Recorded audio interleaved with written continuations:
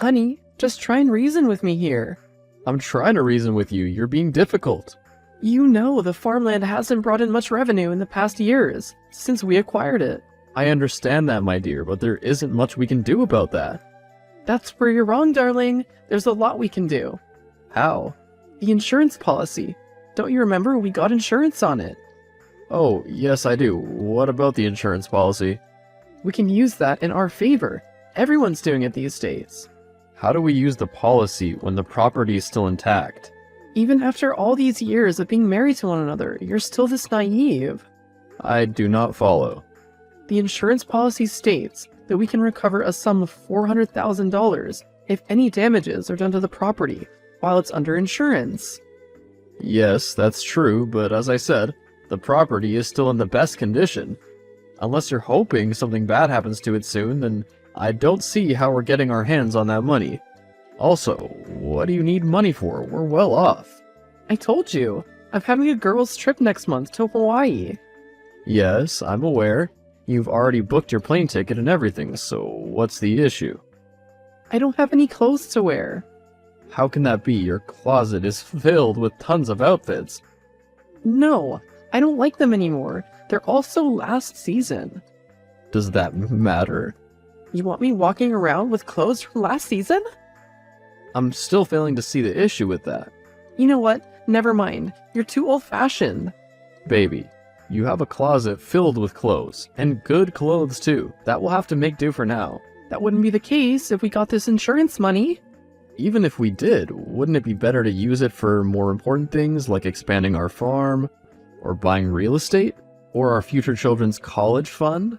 You worry too much about the future. The future will take care of itself. It always does. Ugh. Whatever you say, honey. I have to go now. Duty calls. We're in the middle of an important conversation. We'll finish it another time. Hey, I just got home and everything's a mess. Your clothes are all over the bedroom and living room floor. Plus, you didn't take out the trash like you said you would. I know, but I was running late for my nail appointment, so I had to dash out of there. You can clean it up, right? Fine, I will. What time will you be coming back home? Not tonight. You can go to bed. I'll be staying over at Tracy's. Tracy? You know I've told you that her company isn't good for you. You gotta let that go. It just happened once again, and it would never happen again. You ended up in a prison cell. I had to come and bail you out at 2 a.m. You're being controlling again. I care about you. If you really did, you'd allow me to make my own decisions. Tracy's here. Gotta go. Stay safe. Hey, sweetie. You want something. What do you want? Why would you assume that? Because you only use pet names when you want something. That's not true. I'm just checking in on my husband at the office. Oh, is that the case? I'm fine, and you? Absolutely splendid. So, I had an idea concerning what we spoke about yesterday. You're gonna stop hanging out with Tracy? No, of course not. I'm talking about the insurance policy on the farmland. I knew you wanted something. Just listen to me. I'm listening. I know the policy states that the damage has to be done by either natural disaster or another party who is not a party to the contract. But what if we stage it? Stage it? Like we destroy the property ourselves? Exactly. You aren't as slow as I thought. No. What? I said no. I will not commit fraud. If you love me, you'll do it. My love for you is never in question, but I can't commit fraud. Do you know the punishment for such an offense? That's only if you're caught, and we will not get caught. I'm sorry, Samantha. I can't sacrifice my integrity for this. So you enjoy being poor? We're not poor, for crying out loud, Samantha. What's the difference? You know what? I knew you'd be like this, wanting to act like a noble citizen. You can hug your pillow tonight, because I'm not coming home.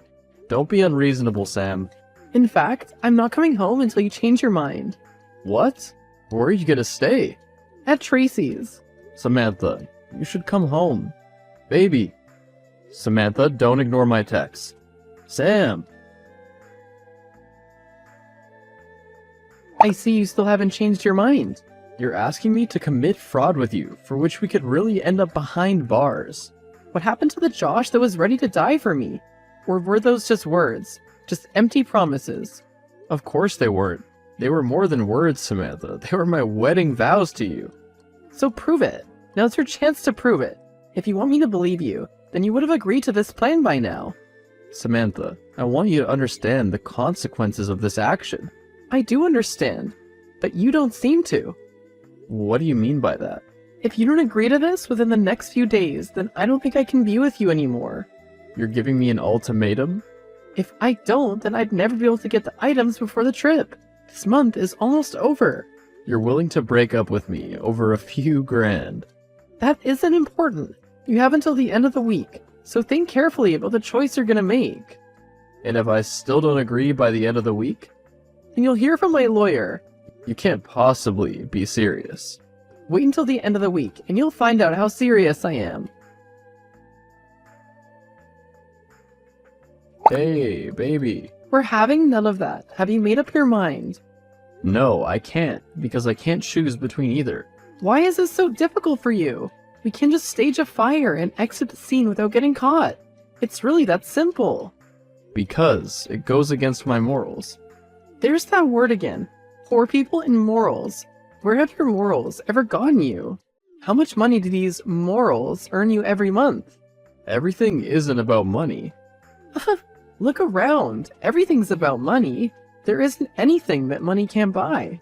Money can't buy the happiness and the memories that we shared. What memories? Now that I know what your stance is, prepare to hear from my lawyers shortly. You can't possibly be serious. Are you ready to let everything go? From where I'm standing, there isn't anything I'm letting go of. Rather, I'm gaining something. It's nothing personal. Think of it like a business transaction. The divorcee papers just arrived in the mail. Then you know what to do. Sign them. Can we meet up and talk? There's no need for that. The papers are right in front of you. I won't sign it. You're only preventing the inevitable. I'll wait. You'll have to come over eventually to get your stuff. What clothes? I told you I'd never wear clothes from last season. This is ridiculous. What's ridiculous is that you're refusing to sign the divorce papers. I love you. Love isn't enough to maintain a woman like me. So that's it? You want to divorce me? I tried my best to provide for you. And it wasn't enough. What about that? Do you not understand? Just let me know this one thing. Was there ever a time you loved me back? Never. So please, free me from this loveless marriage. What's going on here? Whatever do you mean? Don't be coy with me. You know exactly what I'm talking about. Quite the contrary, seeing as we haven't spoken since the divorce. I'm just coming back from the insurance company. And you're telling me why? Apparently, I can't access the insurance amount. What a shame. You think you've won, right? Don't be so smug yet. I don't know what you mean, but I expect that I'll hear from your lawyer soon, as that's what you're so good at. I will never let go of that money. Not in this world or the next. See you in court. Come prepared.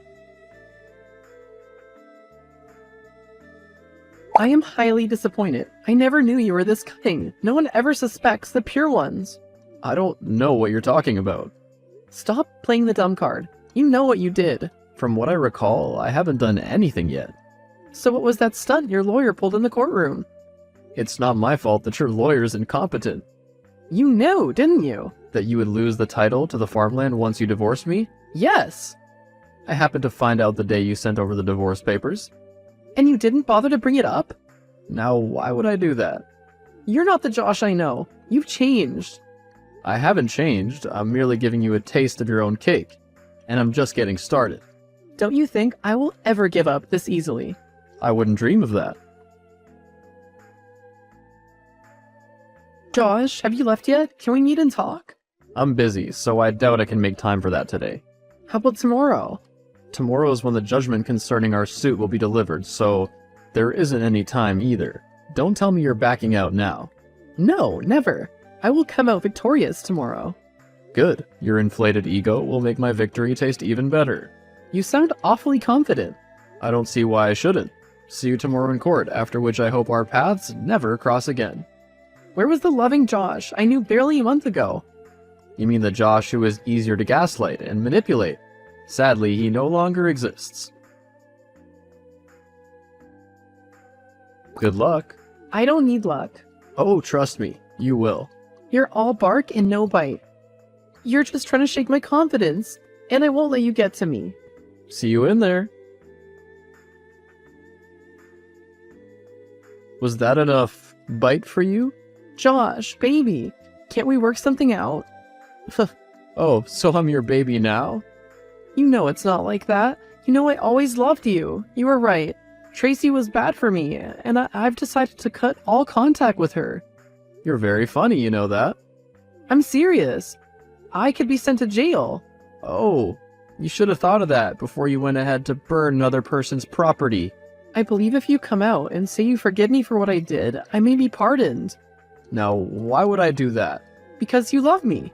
It goes against my morals. I remember you asked me how much my morals can get me. Well, they got me $420,000. All my friends were present at the sitting today, and you humiliated me in front of all of them. Didn't you invite them because you thought I would be humiliated and you would win? Well, look how that turned out. I know you can forgive me.